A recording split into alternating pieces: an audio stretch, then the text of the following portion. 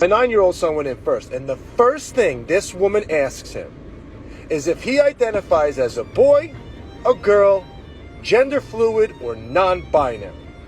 He's never heard of any of that before. 5 base parents who challenge woke policies. Across the country, parents are pushing back against school policies that prioritize ideology over parental rights, challenging the growing trend of secrecy in education. From gender transitions without parental consent to politically charged curriculum, concerned parents are speaking out against policies that harm children. Delve deeper into these controversies as we take a closer look. We'll start with number 5, a mother's fight against secret gender transitions in elementary school. No institution should have the power to make life-altering decisions for a child, especially without involving the very people who love and care for them the most, their parents. Last year, my 11-year-old daughter was in elementary school here at Chico Unified, and her elementary school transitioned her from female to male behind my back. Aurora Regino's heartbreaking experience is a warning to all families about the dangers of secrecy in schools. This mother filed a lawsuit against the school for secretly transitioning her daughter.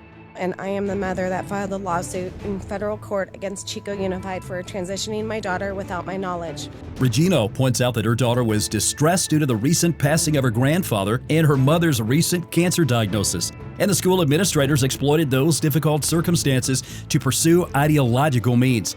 Shortly before this happened, my father had recently passed away, and I was diagnosed with breast cancer. My daughter was distressed and began questioning her sexuality, so she decided to reach out to a wellness counselor at her elementary school. The day my daughter shared with her guidance counselor that she felt like a boy, the counselor immediately affirmed this new identity. The school counselor continued to meet with the elementary-age student without the parent's knowledge. From then on, the counselor continued to have one-on-one meetings with my daughter without my knowledge. Even more alarming, the school refused to inform or include the parents, even after the student explicitly requested that they do so. During one of those one-on-one meetings, my daughter told the counselor she wanted to tell me about her new identity. The counselor ignored her request and did nothing to support her in letting me know what was going on at school. Like many of us, Regino found it unfathomable that something like this could happen, especially to someone so young. Before this happened to our family, I would have not believed this was going on in our schools, especially at the elementary level. But the policy currently in place at Chico Unified has been damaging to our family. And I am not up here talking about what could happen if you continue this policy. I am up here telling you what did happen to our family. It seems needless to say, but schools should absolutely not be in a position to exclude parents from their own children's challenges. Treating every parent as a potential threat to their kids is wrong. It's a slippery slope to allow any adult in our schools to keep secrets from parents for any reason. Regino's final point emphasizes that children are not capable of making life-altering decisions at such a young age because they don't comprehend the magnitude of things like gender transitions. She furthermore stresses the irresponsible nature of transitioning a child and leaving them to face the consequences on their own. She was very young and didn't understand what being transgender really meant or the obstacles she would face going through a transition.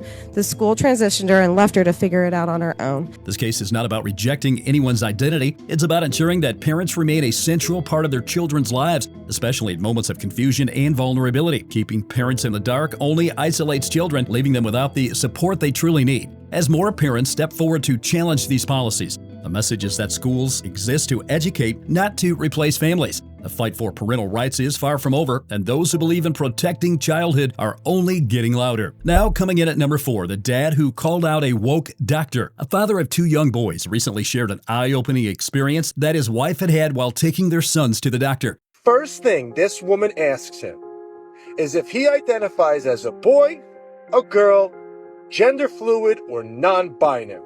When his 9-year-old son went in first, the doctor asked a question that took them all by surprise. Do you identify as a boy, a girl, gender fluid, or non-binary? He's never heard of any of that before. The wife, not missing a beat, stepped in to challenge the doctor's line of questioning.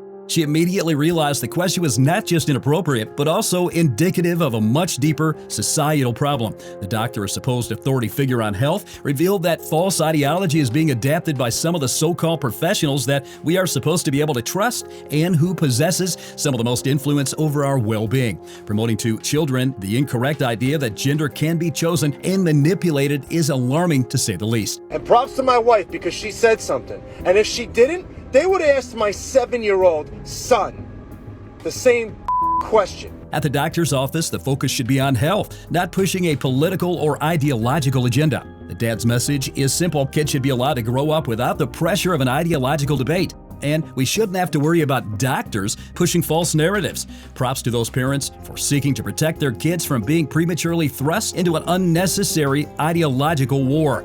Number 3, the dad who fought to save his son from the non-binary label.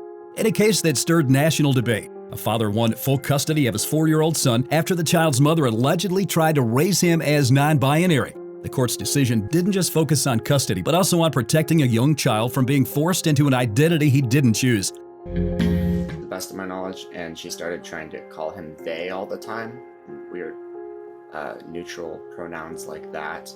The father, Tinsley Sawyer, stepped in when he realized what was happening. His ex-wife was pushing their son into a non-binary identity at an age where he was barely old enough to understand basic concepts, let alone gender ideology.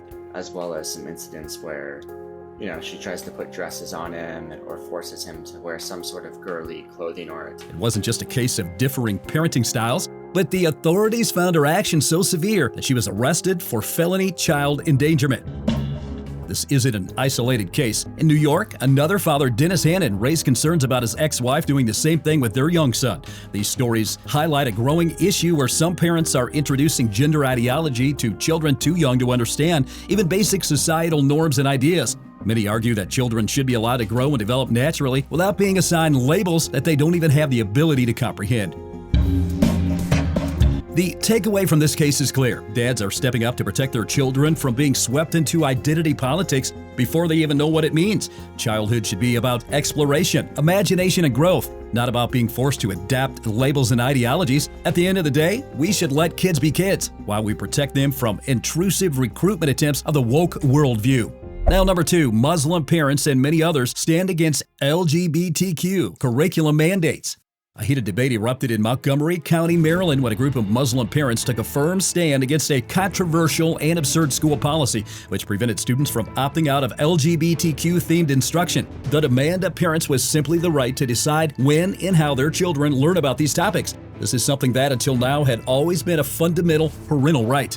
This is not a campaign that's rooted in hatred and bigotry. This is not a movement that's aiming to ban books. These are at the heart of it, at the core of it, families who simply just want to have their rights be respected. Hundreds of parents gathered outside school board offices, their message loud and clear: we are one voice. Some argued that LGBTQ topics were being introduced too early. Many other reasonable parents make the point that discussions with children about any type of sexuality is outright unjustifiable at any point in public education.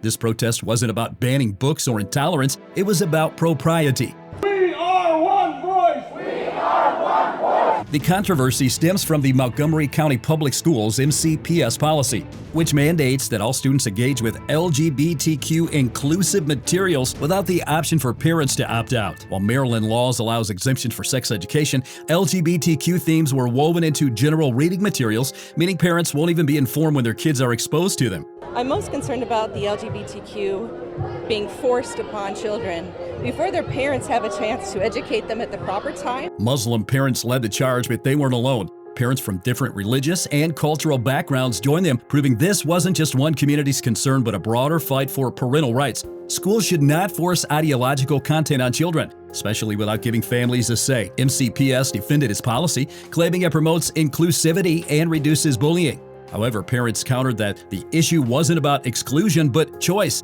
The idea of opting out equates to erasing LGBTQ individuals is a strawman argument, they said. No one is pretending these identities don't exist, but forcing children to engage with specific content against their parents' wishes is an overreach. In human sexuality, the parents have taken their fight to court, arguing that MCPS is violating the First Amendment right to religious freedom. The lawsuit highlights the growing natural tension between inclusivity policies and parental rights, the two values that shouldn't have to be in conflict but increasingly are. At the core of it, these parents just want what should be a given: the right to raise their children according to their own values without schools making the decision for them. Now, number 1, Michael Rivera fights back against toxic school policies. Loudoun County, Virginia has been at the center of a heated education debate, but one dad decided he wasn't just going to sit and watch.